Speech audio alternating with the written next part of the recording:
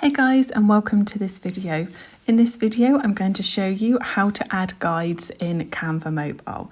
So what we're going to do is open up Canva on our mobile, and as you can see, we've got our design here. Now, if you're wanting to add guides, what you're going to do is come up to the three dots and the top in the middle of that sort of top bar, give those a press, and then we're going to press settings. And then you can see we've got the option here to add guides. So if we give that a press, you can then choose if you want to have, you've got the option for 12 columns, 3 columns, a 3x3 grid, or you can custom do it.